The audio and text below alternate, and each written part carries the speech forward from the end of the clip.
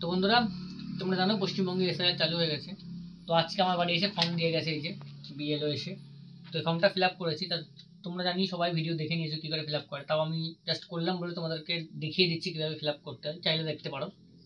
তো আসো ফর্মটা ফিল আপ করি। তো বন্ধুরা, এটা হচ্ছে ফর্ম।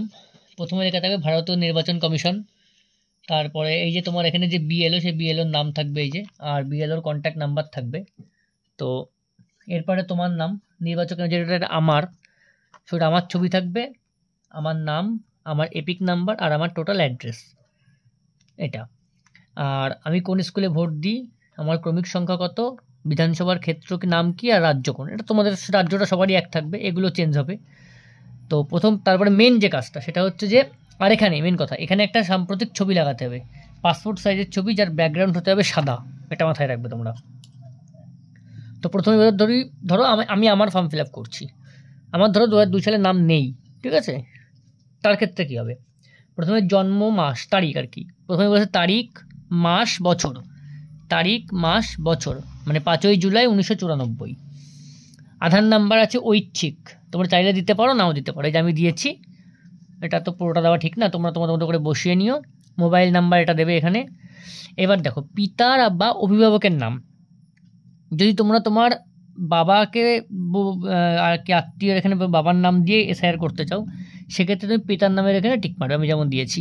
পিতার নাম লিখলে, পিতার এপিক নাম্বার যদি থাকে, বর্তমান যেটা 2025, এটা অবশ্যই 2025 সাল অনুযায়ী হবে। মায়ের নাম দিয়েছি, মায়ের এপিক নাম্বার যদি থাকে দিলে। এবার ধরো এই জায়গাটা ভালো করে বোঝো, এখানে বলছে স্বামী বা স্ত্রী। যদি আমি যেহেতু ছেলে, আমি স্বামী পূরণ করি, তাই আমি এখানে আমার বউয়ের নাম দেবো, যদি তোমাদের থেকে থাকে তবে দেবে। আর যদি কোনো স্ত্রী পূরণ করে, তাহলে এখানে তার স্বামীর নাম দেবে, দিয়ে স্বামীর এপিক নাম্বার বা স্ত্রীর এপিক নাম্বার বসাতে হবে। যেহেতু আমি আমার বউয়ের নাম দিয়েছি, তাই বউয়ের এপিক নাম্বার দিয়েছি।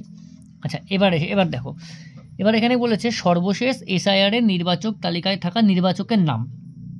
যেহেতু তুমি ফিল আপ করছো, আমার ধরো 1994 জন্ম, তার মানে আমার কোনোভাবেই 2002 সালে ভোটার লিস্টে নাম উঠবে না, কেননা আমার তখন 18 বছর বয়স হয়নি। সেক্ষেত্রে আমি আমার কাকে দিয়ে করছি, আমি এবার বাবাকে দিয়ে করছি, পিতাকে দিয়ে। তো সেটা আগে বুঝিয়ে নিই, তারপরে বলছি এটা। আত্মীয়ের বিবরণ, যার নাম পূর্ববর্তী কলামে সর্বশেষ এসআইআর দেওয়া আছে। সর্বশেষ এসআইআর মানে 2002 সালের কথা এখানে বলেছে, যেহেতু পশ্চিমবঙ্গে 2002 সালে লাস্ট এসআইআর হয়েছে। তো সেখানে আমি আমার বাবাকে দিয়ে করছি, যে পিতা, এই যে পিতার সম্পর্ক। তো সেক্ষেত্রে বাবার নাম হলো আনন্দ কুমার রায়।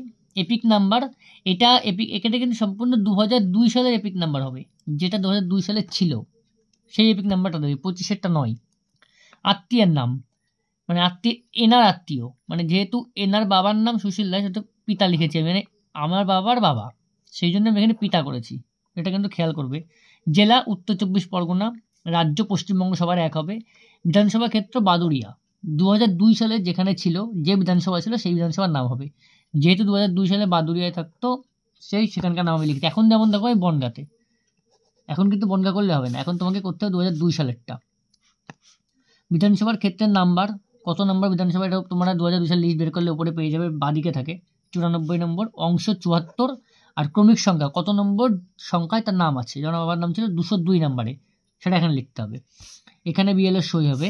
আর এটা হলো, এবারে ধরো যাদের 2002 সালে নাম ছিল, ধরো কারোর জন্ম 1970 সালে, 80 সালে, স্বাভাবিক তার নাম 2002 সালে ভোটার লিস্টে থাকবে, তখন সে এখানে নিজের নাম লিখবে। এপিক নাম্বার যদি থাকে, এটা কিন্তু 2002 সালের এপিক নাম্বার, আবার বলছি 2002 সাল, এই টোটাল ঘরটা 2002 সালকে নিয়ে হবে। আত্মীয়ের নাম ওই সেম, কি আত্মীয়, যদি তোমার 2002 সালের নাম থাকে, তাহলে তোমার যে আত্মীয়ের নাম ছিল, সেক্ষেত্রে বাবা যদি করতে চাও তাহলে পিতা, তাহলে পিতার নাম এখানে লিখতে হবে। ভোটার কার্ডে যেটা ছিল 2002 সালে, আর মাতা হলে মাতা, যেটা ইচ্ছা।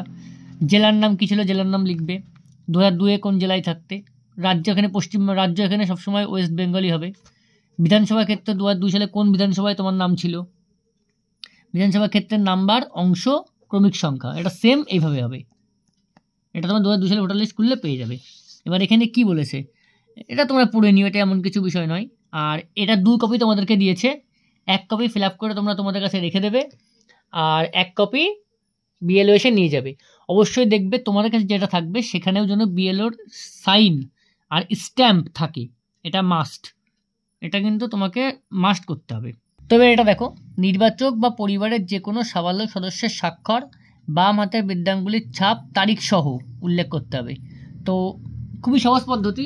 তোমরা একটা সবথেকে আমি একটা ভালো পদ্ধতি বলছি, তোমরা একটা ফর্ম জেরক্স করে রাখবে। আমি এটা জেরক্স ফর্ম জেরক্স করে সেটাকে ফিল আপ করবে। যখন বিএলও তোমার বাড়িতে নিতে আসবে তখন তাকে দিয়ে একবার কারেকশন করিয়ে নেবে যে ঠিক আছে কিনা, দেন তার সামনে বসে ফর্মটা ফিল আপ করে দেবে। তো চলো, এই ছিল ভিডিও। ভালো লাগলে একটা লাইক করে দিও। চলো, বাই।